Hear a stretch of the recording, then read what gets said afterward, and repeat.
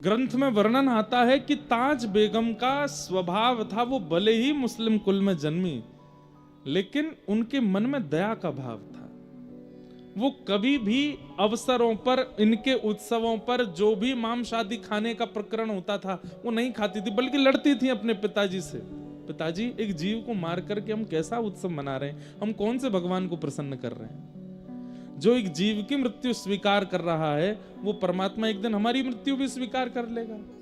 ऐसे परमात्मा को हम कैसे भजन कर सकते हैं? पिताजी इस बात से बहुत लड़ती थी अपने घर में, दया की भावना थी, इसलिए गोपीनाथ जी को भागे। छोटी सी ताज बेगम मंदिर में प्रवेश कर गई। यहां बाहर बैठे मधु पंडित जी को अचानक से पता चला, उस समय किसी का भी मंदिर में गैर हिंदुओं का प्रवेश वर्जित था। क्यों? क्योंकि रूप बदल करके भीतर मंदिरों में जाते थे गैर मुस्लिम, और मंदिर में प्रवेश करके गर्भगृह में मांस के टुकड़े फेंक के आते थे, अपवित्र कर आते थे। और एक बात और बताऊं, हमारे यहां अपरस का नियम ज्यादा नहीं था, सबको मंदिर में जाने का अवसर मिलता था और सबको ठाकुर जी की कम से कम दहली तक प्रणाम करने का अवसर मिलता था। लोग ही कितने जाते थे? दिन भर में 40 लोग चले जाएं, 20 लोग चले जाएं, बहुत बड़ी बात। सबको ठाकुर जी की दहली तक, कहीं कहीं तो ठाकुर जी के चरण छूने तक का अधिकार था। मुगलों के बाद जब अपवित्रता इन्होंने फैलानी प्रारंभ की, तब अपरस की स्थिति, सबको नीचे ही रुकना है, ऊपर कोई नहीं आएगा, पुजारी जी को कोई नहीं छुएगा, ऊपर कोई नहीं, ये सब नियम बन गए।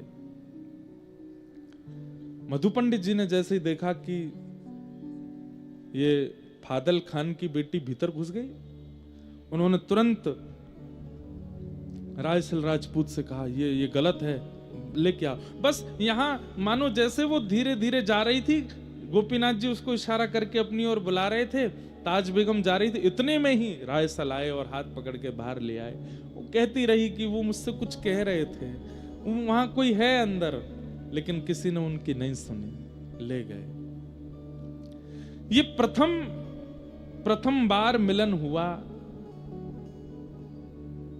ताज बेगम का ठाकुर जी से, बस एक अनुभूति जैसी हुई।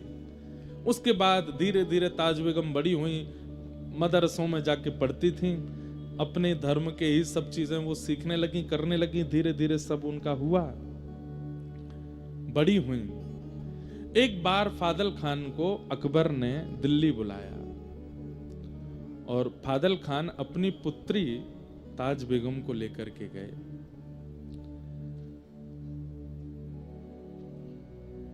जैसे ही सभा में ताज बेगम पर अकबर की दृष्टि पड़ी, और वो जिस काम से बुलाया था वो काम वाम तो सब भूल गए। उसने फादल खान से कहा, हम तुम्हारे सब काम करवाएंगे, जो तुम कहोगे सब कर लेंगे, तुम्हारी जो जो हिसार में तुम चीजें चाहते हो, ये करवाना है वो करवाना है, और भी तुम्हारा सब हम करने को तैयार हैं, पर बदले में हमें कुछ चाहिए। बोले क्या? तुम्हारी पुत्री को हम अपनी बेगम बनाना चाहते हैं। फादल खान सुन करके भौचक्का रह गया, बोले कि महाराज आप मेरी पुत्री से विवाह करेंगे? बोले हाँ। उसके लिए तो मानो जैसे परमात्मा प्रकट होके बोल रहे हो कि अपनी पुत्री मुझे दे दो, अकबर कह रहा है। फादल खान बोले कि मौलवी से दिन निकलवाने की भी जरूरत नहीं महाराज, जिस दिन आप कहो तब ब्याह कर दूंगा। और बादशाह अकबर ने ताज बेगम के साथ विवाह किया। सुंदर तो वो बहुत थी, और बादशाह लोग यही देखते थे, इसके अलावा उनका कोई, उनकी तो अनेक पत्नियां होती थी। ताज बेगम के साथ विवाह कर लिया, लेकिन अकबर के यहां 3 कृष्ण प्रेमी थे जिनका संग ताज बेगम को मिला। पहला जोधाबाई, जो कि अकबर की राजपूताना एक पुत्री हैं, जो कि श्री कृष्ण का भजन करती ही थी, जोधाबाई। दूसरी थी बीरबल की बेटी शोभावती, जो अकबर के महामंत्री बीरबल हैं, उनकी बेटी शोभावती ये गुसाई श्री विठलनाथ जी की शिष्या थी, जिन्होंने श्रीनाथ जी को प्रकट किया। ऐसे श्रीमद वल्लभाचार्य जी महाराज के पुत्र हुए गुसाई विठलनाथ जी, उनकी शिष्या थी बीरबल की पुत्री शोभावती। ये जोधाबाई की सेवा में रहती थी, ठाकुर जी की सेवा में। और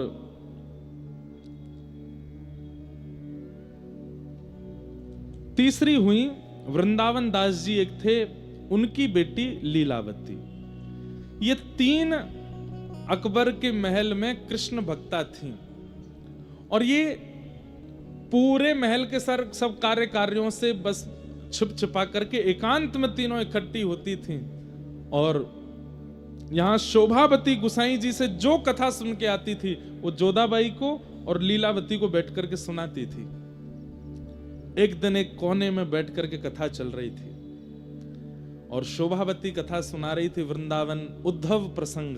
श्री उद्धव जी वृंदावन गए हैं, व्रज गोपियों की सुध लेने के लिए वृंदावन गए हैं।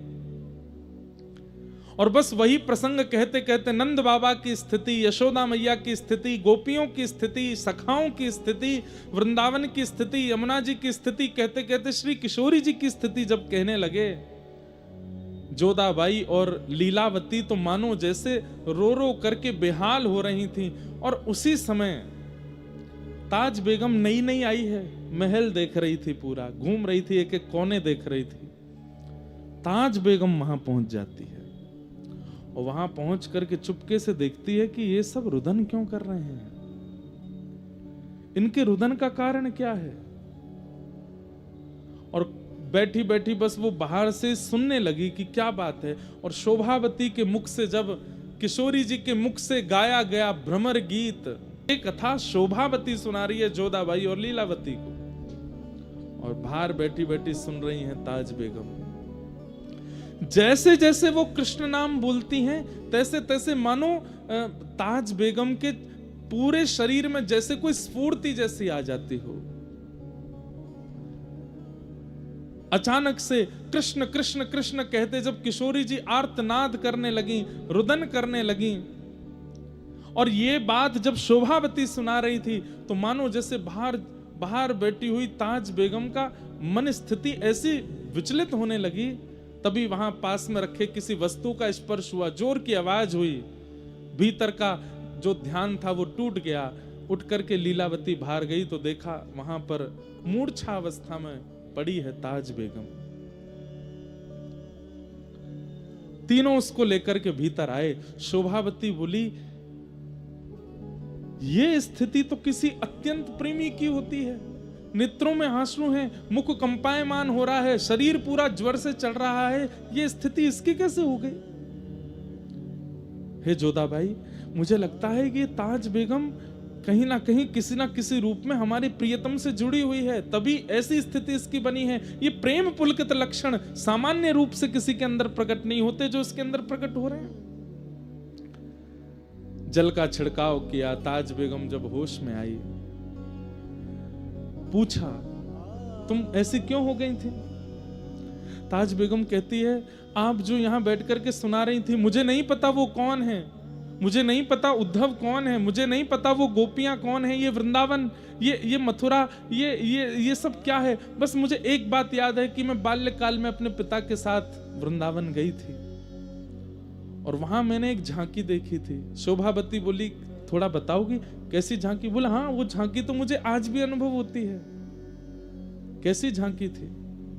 बोले, सिर पर मुकुट धारण था, कमल जैसे सुंदर नेत्र थे, मधुर मुस्कान थी, ऐसे भुजा में वंशी धारण की हुई थी, पीतांबरी पहनी हुई थी, और पैर कुछ टेढ़े से धारण कर रखे थे, सीधे नहीं खड़े थे वो, और मुझे अपनी ओर इशारा कर रहे थे। शोभावती, जोधाबाई और लीलावती तीनों सुनकर के रुदन करने लगी, और बार बार ताज बेगम को हृदय से लगाने लगी। अरे, तुम तो चुनी हुई हो, तुम तो पहले ही स्वीकार कर ली गई हो।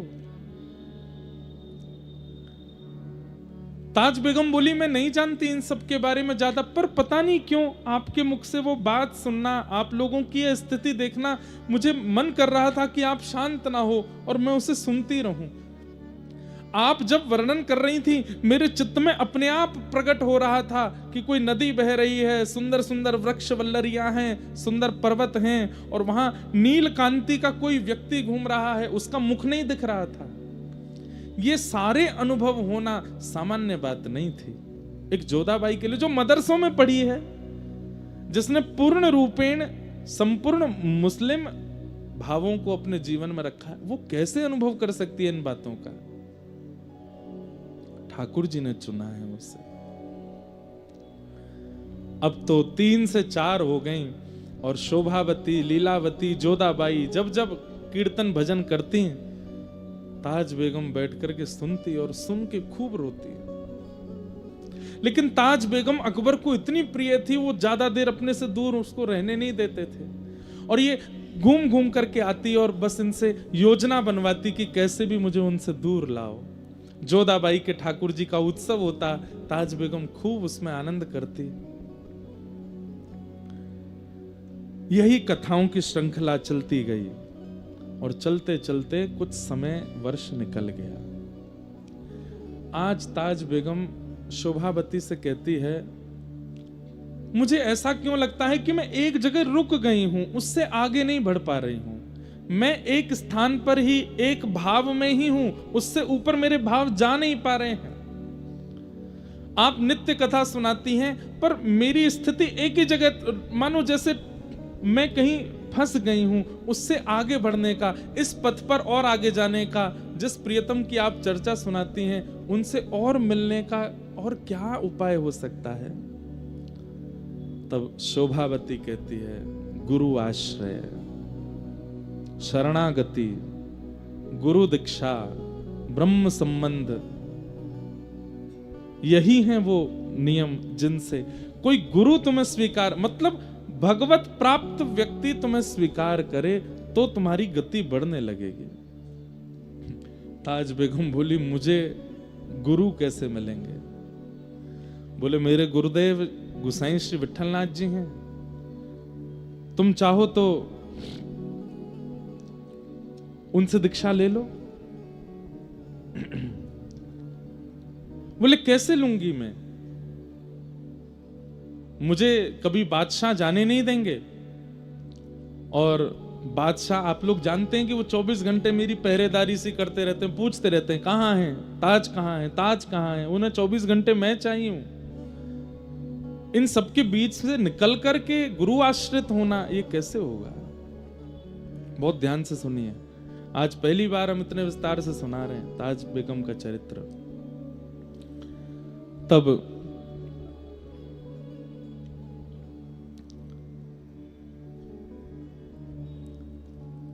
लीलावती, शोभावती ने कहा, पत्र लिखो और पत्र में गुरुदेव से ही पूछो कि इसका समाधान कैसे हो। तब ताज बेगम ने एक पत्र लिखा और पत्र लिख करके गुसाई श्री विठलनाथ जी को भेजा। उस पत्र में लिखा कि मैं ऐसे ऐसे, ताज बेगम मेरा नाम है, मैं अकबर की पत्नी हूं, मेरे लिए बहुत दुष्कर है कृष्ण भक्ति करना, पर मैं फिर भी करती हूं, मुझे क्या क्या अनुभव होते हैं वो सब लिखा। अंत में कहा, गुरुदेव मैं बस आपकी दीक्षा ग्रहण करना चाहती हूं, उसके लिए मुझे मेरे पति को अपने वश में करना है, उनको वश में करने के लिए कोई टोना टोटका बताओ। गुसाई श्री विठलनाथ जी ने जब पत्र देखा और पत्र में जिन जिन भावों की स्थिति उसने बताई थी, उससे वो समझ गए थे। बोले, इसने नहीं चुना है ठाकुर जी को, ठाकुर जी ने चुना है इसे। बंधुओं, महीने 2 महीने में अधिकतर वृंदावन के स्वप्न आना, बार बार यमुना जी का दर्शन होना, बार बार वृंदावन रज की स्मृति होना, बार बार व्रजवासी और ब्रज के रसिक संतों का स्वप्न में आना, अनायास ही बिना किसी प्रयोजन, किसी प्रयास के व्रज से कोई सामग्री घर आ जाना। और जब जब आप अपना फोन भी देखो या कुछ भी, मतलब ये कोई कोइंसिडेंस जैसा हो कि जब जब आप कुछ भी आधुनिक यंत्र भी खोलते हैं तो कोई व्रज की चर्चा या व्रज का भाव ही सुनाई देता है। और इसमें सबसे विशेष है कि स्वप्नावस्था, आपकी निद्रा अवस्था में व्रज बार बार आपके चित्त में आता है, तो कहीं ना कहीं गुरु या गोविंद के द्वारा आप स्वीकार किए जा चुके हो, ये उसका प्रमाण है। ताली तो आपने ऐसे बजाई जैसे सबको स्वप्न आता है वृंदावन का, नहीं, महीने में एक बार आ गया, 2 महीने में 2 बार आ गया, ये नहीं, बार बार आता है, बार बार स्मृति होती है वृंदावन की, कुंज गलियों का अनुभव होता है। कभी निधिवन राज का दर्शन, कभी वृंदावन के श्री सेवा कुंज का दर्शन, कभी श्री राधा रमन लाल जी का दर्शन, कभी राधा वल्लभ जी का दर्शन, और नहीं तो वहां के रसिक संतों का दर्शन, वहां के ब्रजवासियों का दर्शन। और वृंदावन भी आज वाला वृंदावन नहीं, या वो वाला वृंदावन नहीं जो आप पहले देख करके आए हो, भीड़ भाड़ है, लोग बाग, मार काट मची है दर्शन की, नहीं, एक अलग सी अनुभूति होती है, परम शांत, परम सौम्य, परम शीतल वृंदावन का अनुभव स्वप्न में बार बार होता है, या जिस धाम पर आपकी निष्ठा है वहां का अनुभव होता है। तो गुरु गोविंद के द्वारा आप स्वीकार किए जा चुके हो, बस बताइएगा नहीं किसी को, होने दीजिए, होने दीजिए उस अनुभूति को, बार बार होने दीजिए उस चिंतन को। थोड़ा जागृत अवस्था में नियम बना लीजिए, व्रजरज लगाया कीजिए, थोड़ा नाम जप बढ़ा दीजिए, गुरुदेव के द्वारा प्रदत्त मंत्र बढ़ा दीजिए, ठाकुर जी की सेवा बढ़ा दीजिए, बीच बीच में वृंदावन, ये सब गोपनीय रूप से करना है, बताइए मत, होने दीजिए उस अनुभव को। एक दिन वही अनुभव एक ऐसी स्थिति पर ले जाएगा जिस स्थिति की प्राप्ति के लिए तरसते हैं वैष्णव जन। बस एक चीज का ध्यान रखना है, रस बतावे से रस घटे, बताना नहीं है। तो जब पत्र में लिख करके गुसाई जी से पूछा कि ये मेरी स्थिति है, अंत में लिखा कोई टोना टोटका बताइए जिससे मेरे पति मेरे वश में हो जाएं और ये मुझे आपके शरणागति लेने की आज्ञा दे दें। तो हंस करके एक ताम्र पत्र पर कुछ लिखा और उसको एक ताबीज में डाल करके काले कपड़े से बांध करके और गोसाई विठलनाथ जी ने भिजवा दिया अकबर के पास। ताज खां के हाथ जब वो पड़ा तो बोले कि ये ताबीज भेजा है गोसाई जी ने और लिख दिया था कि इसको अपने पति के गले में बांध दो। ताज खां से प्रेम तो करता ही था अकबर। गई और जाकर के पति से कहा, देखो आपको नजर ना लगे, आपको कोई इतने, आप युद्ध में जाते रहते हो, आपकी सुरक्षा के लिए मैंने एक ताबीज बनवाया है, आपको पहना दूं। वो प्रेम तो इतना करता है, अरे तुम जो चाहे को लाओ पहना दो। गले में पहना दिया। अब अकबर की 1 2 3 4 नहीं अनेकों पत्नियां थीं, वो सब ताज बेगम से चिढ़ती थी। उन सब ने ये देखा कि इसकी कोई ऐसी बात निकाल के लाओ कि जो हम अकबर को बताएं तो वो इसको त्यागे। तब किसी ने बताया, बोले कि जोधाबाई तो हिंदू है, उसको तो अकबर ने आज्ञा दी है कि तुम अपना भजन कीर्तन करो, पर मैंने देखा है लीलावती शोभावती और जोधाबाई की सत्संग में छुप करके ये भी जाती है। और कहीं ना कहीं अकबर के गले में जो ताबीज है इसने किसी हिंदू फकीर से बनवा के मंगवाया है अकबर को अपने वश में करने के लिए। ये बात जाकर के अकबर को बता दी। अकबर ने ताज बेगम को हाजिर किया, बोले ये ताबीज किसी हिंदू फकीर ने बनाया, क्या ये बात सत्य है? ताज बेगम बोली, जी ये सत्य है। और क्या तुम जोधाबाई के सत्संग में और वो लीलावती शोभावती की कथा होती है, तुम उसमें जाती हो? हाँ मैं जाती हूं। बोले दंड तो तुमको दूंगा, लेकिन पहले मैं ताबीज खोल के इसके अंदर क्या लिखा है, क्या डाला है वो देखूंगा। और ताबीज खोल करके उसने अंदर से पत्र जब निकाला तो अंदर क्या लिखा था उसमें, कामन तामन टोटका। गोसाई जी विठलनाथ जी ने लिखा है, कामन तामन टोटका यह सब डारो धोए, पिया कहे सो कीजिए, आप ही ते बस होए। क्या लिखा था कि ये कामन तामन टोटका टोना आदि इन सबको छोड़ो, तुम्हारा पति जो कहे वो करो, उसी में तुम्हारी भलाई है। ये लिखा था उसने। ये पढ़ करके अकबर तो बड़ा खुश हुआ, बोले फकीर तो बहुत अच्छे हैं, इन्होंने तो स्पष्ट लिख दिया है कि ये टोना टोटका वगैरह इन पे भरोसा मत करो, पिया कहे सो कीजिए, आप ही बस हो। मेरा मन हो रहा है, अरे ये ताबीज तो बहुत अच्छा है, ये ताबीज तो है, तुम सब इसकी शिकायत, तुम सबको भी ऐसे ताबीज बनवाना चाहिए, पिया कहे सो कीजिए। गुरु कृपा कैसे होती है? मेरा मन हो रहा है इनसे मिलने का कि कौन है ये फकीर, कौन है? ताज बेगम का तो हाथ पैर कांपने लगा। कैसी गुरु कृपा?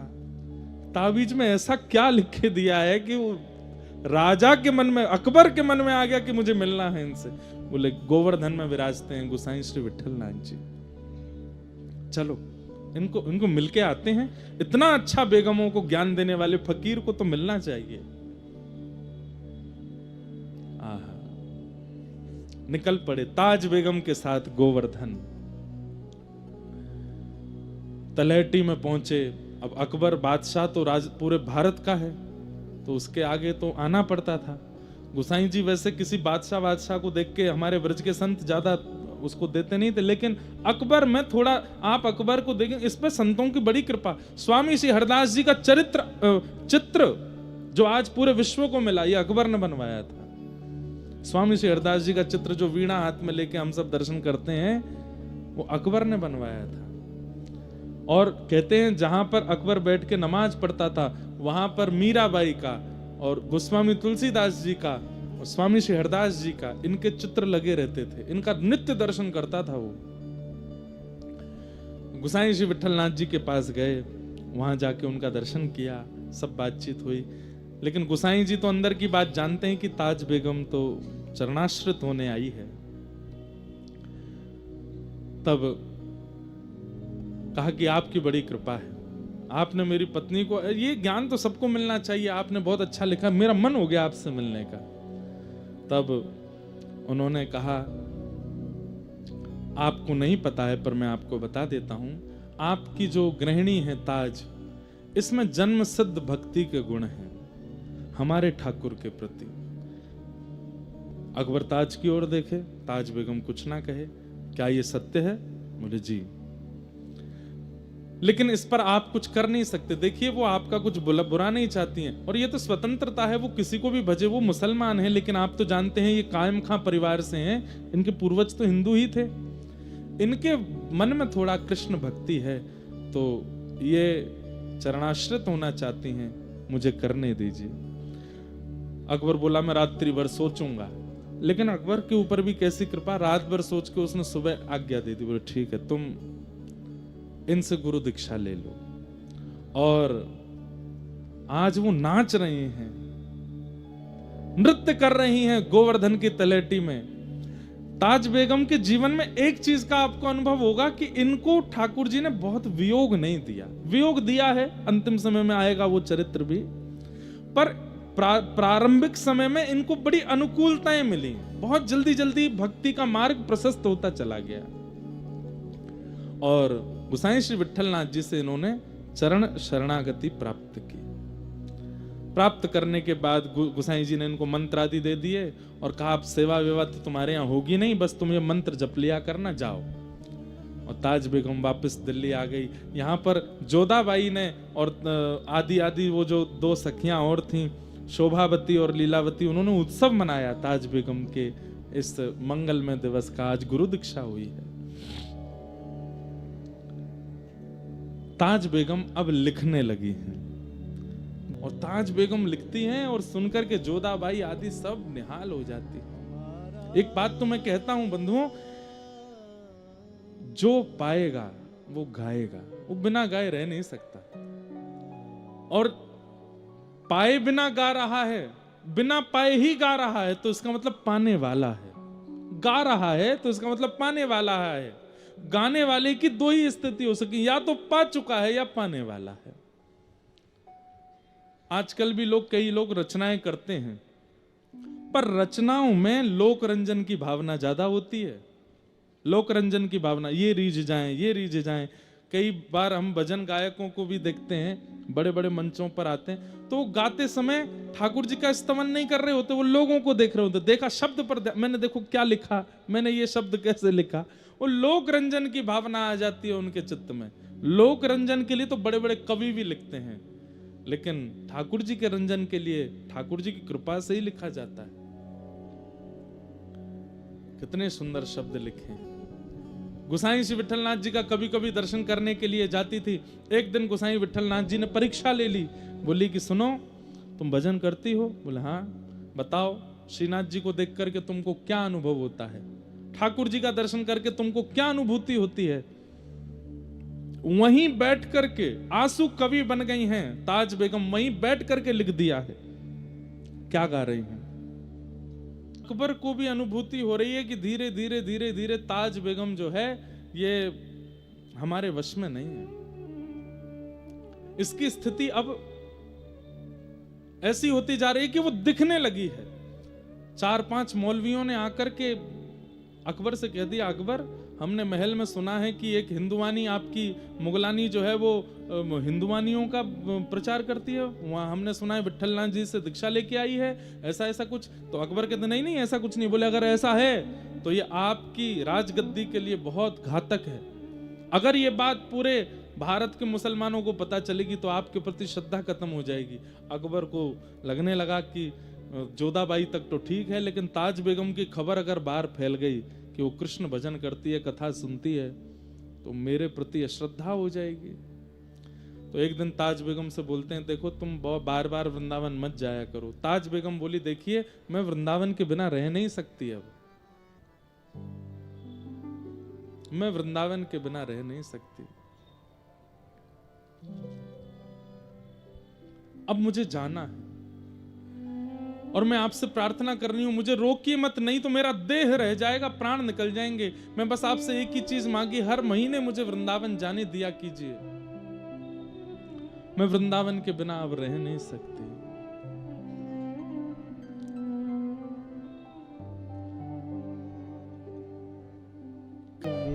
ताज बेगम की स्थिति देख करके अकबर ने यह निर्णय ले लिया कि बाकी सब मेरी पत्नियां तो दिल्ली रहेंगी, ताज को मैं आगरा के किले में रखूंगा। और ताज बेगम को लेकर के आगरा चले गए ताकि बाकी मुसलमानों की नजरों से ये दूर रहे, क्योंकि जिस स्थिति में जा चुकी है वहां से निकल नहीं पाएगी।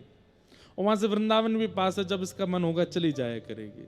कुछ दिन अकबर पास रहे, फिर अकबर बोले, अब देवी मुझे काम है, मैं जा रहा हूं वापस दिल्ली, तुम यहीं रहो, ये पूरा महल तुम्हारा, जब मन किया करे वृंदावन चली जाया करो। ऐसे अनुकूल पति मिलना भी बहुत मुश्किल है, और वो भी अकबर जैसा पति ऐसा मिल गया। ये भी विठलनाथ जी ने कुछ जादू किया होगा जरूरी अकबर पे, तो वो ऐसा हो गया।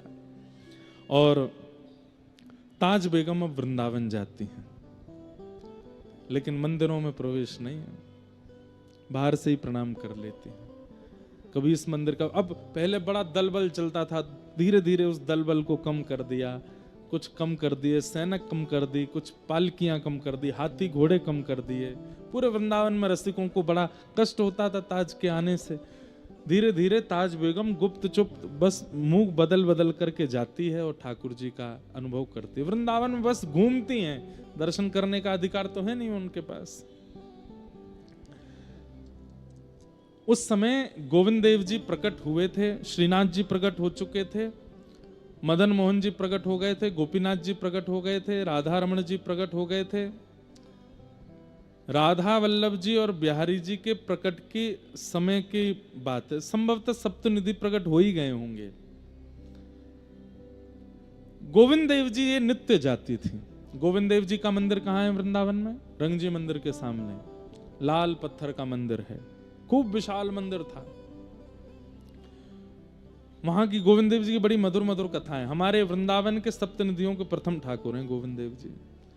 तो गोविंद देव जी जाती, गोपीनाथ जी जाती, जिनको इन्होंने बचपन में देखा था, तो वही बाहर से दर्शन करती। तो बाहर से दर्शन करने में क्या होता कि दर्शनार्थी इतने खड़े होते, तो कभी तो ठाकुर जी की पीताम्बरी ही दिखती, कभी ठाकुर जी की वंशी ही दिखती, कभी ठाकुर जी की भुजा ही दिखती, कभी बस मुकुट ही दिखता। मुखमंडल सालों तक इतनी भीड़ के कारण मुखमंडल दिखता ही नहीं था।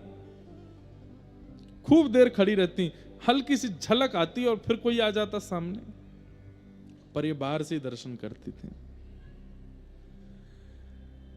अंदर नहीं जाती थी, नियम नहीं तोड़ती थी। लेकिन सालों साल दर्शन करते करते करते एक दिन इनको गुस्सा आया और ठाकुर जी से बोले, मैं भीतर नहीं आ सकती क्योंकि मैं मुगलानी हूं, पर आप तो बाहर आ सकते हो, आप क्यों नहीं आते?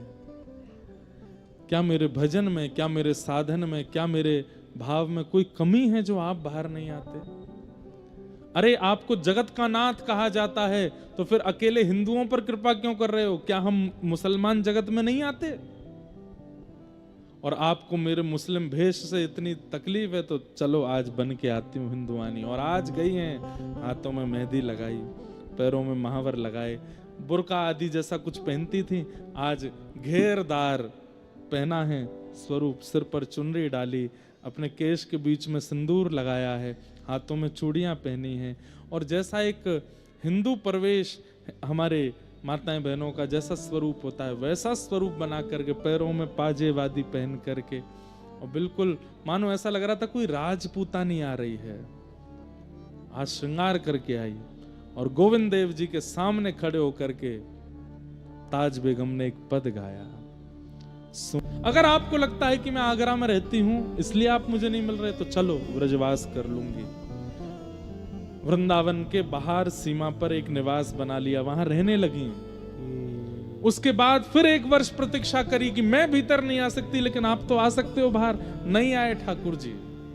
फिर एक दिन श्रृंगार करके आई, फिर रोने लगी सामने आके। और क्या कह रही हैं?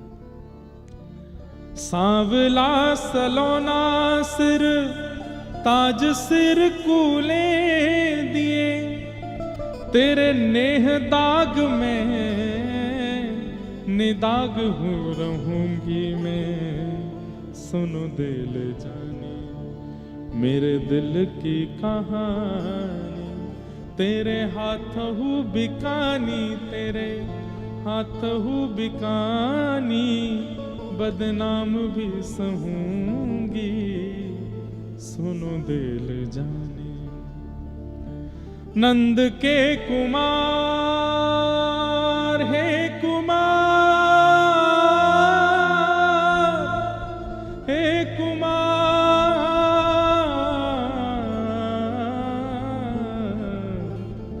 नंद के कुमार कुर्बान तेरी सूरत पे, हूँ तो मुसलमानी हिंदुआनी हूँ रहूंगी मैं। आज से सिंदूर भरूंगी, हाथों में चूड़ी पहनूंगी, महावर लगाऊंगी। जैसे आपको हिंदू प्रिय है तो मैं हिंदू बन के रहूंगी।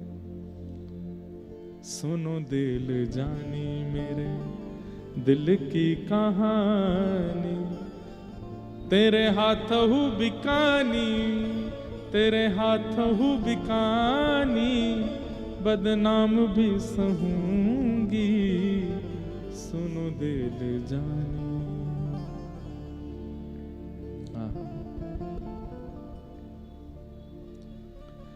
कहत सहजादी ठाकुर कभी सौंपे जिकर, वृंदावन छोड़ अब कितहु न जाऊंगी। सुनो दिल जानी मेरे दिल की कहानी। सालों साल रोज जाती हैं गोविंद देव जी और यही पद गाती हैं गोविंद देव जी के सामने बैठ के। देखती हूं आप हटीले हो तो मैं आपसे ज्यादा हटीली हूं, कब तक नहीं आओगे बाहर मुझसे मिलने। दर्शन बंद होने के बाद ताज बेगम निकल जाती थी। कोई संत महापुरुष कोई सत्संग कर रहे होते तो वहां बैठ के सुनती थी। भोजन पानी त्याग दिया है कि नहीं मिलेंगे तो फिर अन्न ग्रहण नहीं करूंगी। मैं मंदिर की पवित्रता देख के भीतर नहीं आऊंगी पर आपको बाहर आना पड़ेगा, मेरी जिद है अब। तभी एक दिन अचानक से मानो ताज बेगम को रात्रि यमुना पुलिन पर जिस कुटिया में रहती थी वहां पड़े पड़े स्मरण हुआ कि अरे लीलावती ने कथा में सुनाया था कि सब ब्रज गोपिकाएं अपने घर छोड़ करके जब इनसे मिलने के लिए गई तो ये मिले और उनके साथ रास किया और फिर अंतर्ध्यान हो गए। और अंतर्ध्यान होने के बाद जैसी अभी मेरी स्थिति है, मैं पेड़ों से बात करने लगती हूँ, मैं यमुना जी से बात करने लगती हूँ, मैं जल थल किसी का विचार ना करके सबको चैतन्य मान के चर्चा करती हूँ, सबसे पूछती हूँ कहाँ मिलेंगे श्याम सुंदर। यही स्थिति तो गोपियों की हुई थी।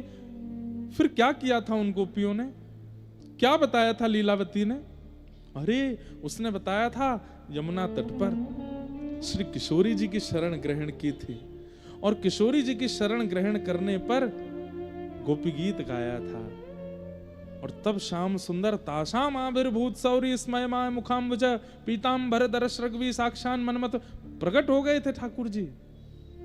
अरे मैं किशोरी जी के पास तो गई ही नहीं अभी तक। तब ताज बेगम बरसाना जाती है और श्री जी के महल पर नहीं चढ़ती है, बस नीचे से ही पुकार रही है श्री जी को, नीचे से ही शिकायतें कर रही है, मैंने सब छोड़ दिया, सब त्याग दिया, देखिए ना आपके वल्लभ कितना सताते हैं हमें। हे किशोरी जी, आपकी कहानी लेकर के, आपकी आशा लेकर के आज फिर जा रही हूं, कह दो, समझा दो इन्हें, मिले मुझसे। बंदी बनूंगी राधा रानी महारानी जो की, तुर्किन बहाए नाम गोपिका रखूंगी मैं, सुनो दिल जानी मेरे दिल की कहानी, तेरे हाथ हूँ बिकानी, तेरे हाथ हूँ बिकानी, बदनाम भी सहूंगी, सुनो दिल जानी। और आज किशोरी जी को प्रणाम करके गई, गोविंद देव जी के सामने जाकर के गाने लगी, लेकिन आज भी ठाकुर जी नहीं आए, रोती बिलखती चली गई अपनी कुटिया में। आज 4-5 दिन हो गए, कुछ खाया पिया नहीं है, और बस अब सोच लिया अब इनके पास भी नहीं जाऊंगी। किशोरी जी भी इनसे ही मिल गई हैं, वो भी कोई कृपा नहीं कर रही हैं, और पड़ी पड़ी बस बोली अब बस यहीं प्राण त्याग दूंगी, अपने इस देह को अंत कर दूंगी। और सुन लो हे गोविंद देव, सुन लो मेरी बात, तुमसे कह करके जा रही हूं, यहीं यमुना जी के तट पर वृंदावन में तुम्हारा दर्शन करते हुए आज प्राण त्याग दूंगी मैं अपने। इस जन्म में नहीं मिलोगे तो अंत में आपका स्मरण करते हुए, वृंदावन का स्मरण करते हुए, यमुना जी का स्मरण करते हुए जब प्राण त्यागूंगी तो अगले जन्म में वृंदावन वासिनी बन करके आऊंगी, फिर तुम्हें प्राप्त करूंगी, छोड़ूंगी नहीं। एक बार आ गई हूं शरण में, अब नहीं छोड़ूंगी। शायद मेरे मुसलमान होने से ही तुमको दिक्कत है, तो मैं ब्रजवासिनी बन करके आऊंगी। बस इसी विरह में यमुना जी और सबसे प्रार्थना कर रही है, मेरे प्राण ले जाओ, अब नहीं जीवित रहना।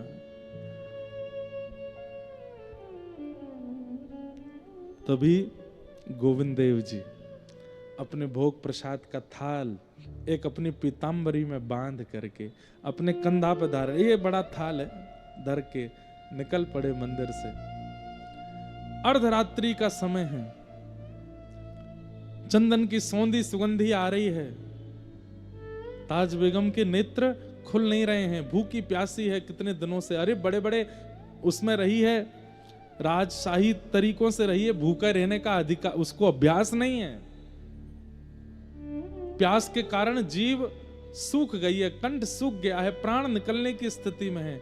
और उसी समय देखती है कि किसी ने दरवाजे पर दस्तक दी है, चंदन की सुगंधी से पूरी कुटिया महक उठी है। और तभी द्वार खुलता है।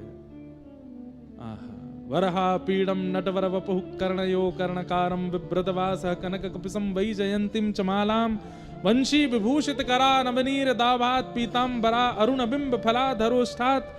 कमल नयन श्याम सुंदर की ऐसी मधुर झांकी, अपने कंधे पर थाल लिए, दूसरा हाथ अपने कमर पर रखे और थाड़े हैं। अरे ताज, तो को भूख ना लगे? देख करके तो ताज बेगम बस अपने होश खो बैठी है।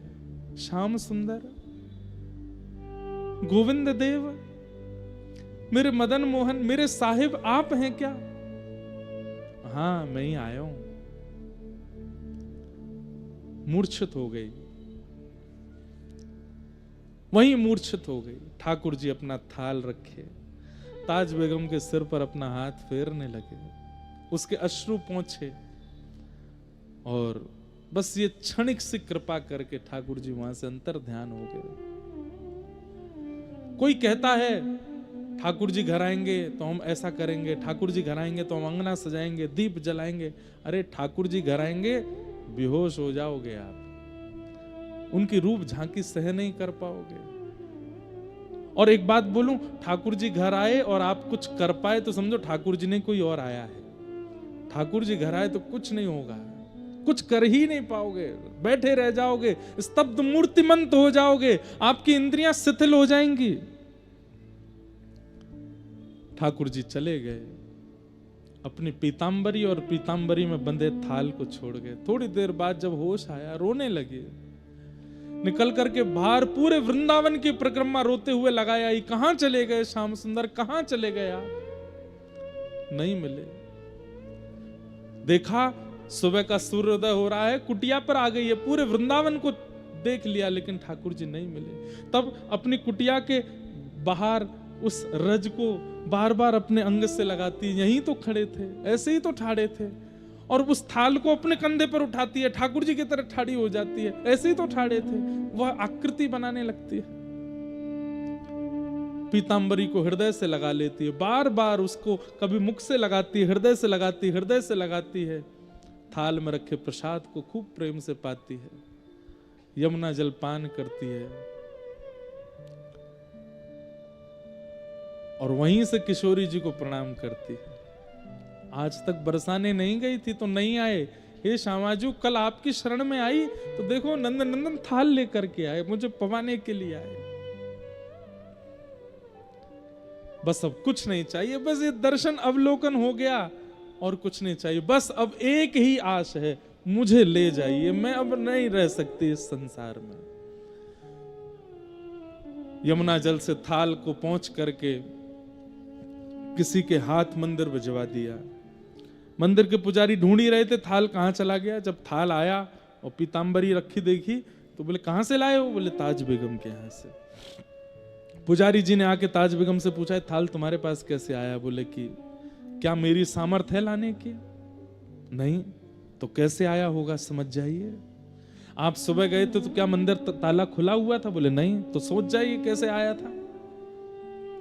पुजारी जी को ये बात समझ आ गई और उन्होंने जाकर के पूरे वृंदावन में ये बात फैला दी कि श्री ठाकुर जी ताज बेगम के यहां जाते हैं। अब तो यश होने लगा ताज बेगम का, घबरा गई इससे, ये नहीं चाहिए था मुझे।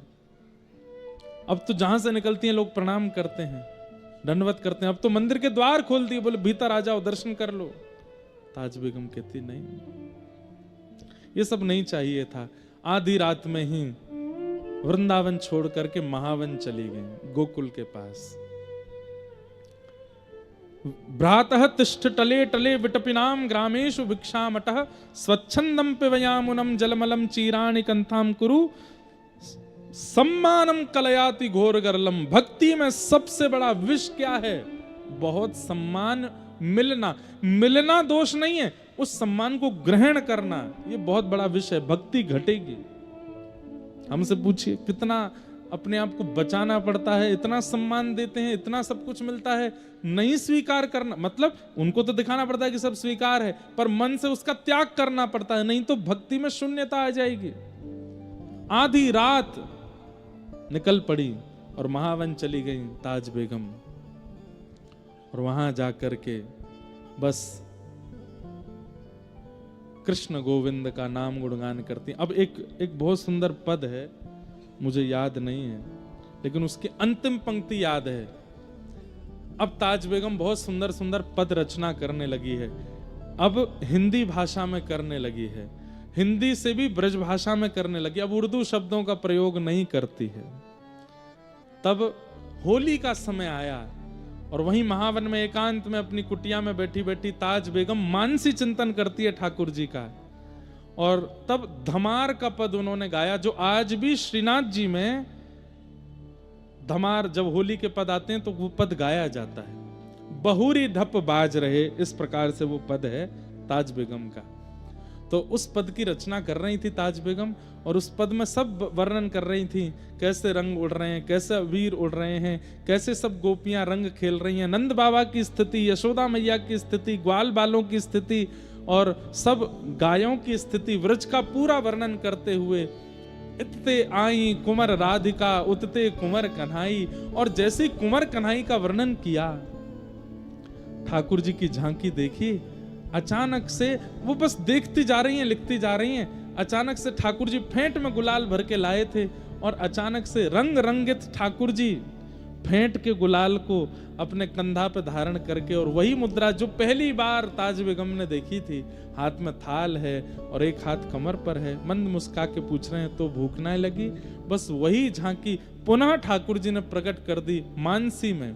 और यहाँ पद लिख रही हैं, वो पद लिखते लिखते अचानक रुक गई। अब इस रूप का कैसे वर्णन करूं? ठाकुर जी मंद मंद देख रहे हैं, तभी ताज बेगम को दिखाई देता है कि उस होली में ताज भी खड़ी है, और ताज का हाथ जाकर के ठाकुर जी ने पकड़ा, ला करके होली के भीतर जैसे ही प्रविष्ट कराया है, ताज बेगम के प्राण वहीं छूट गए।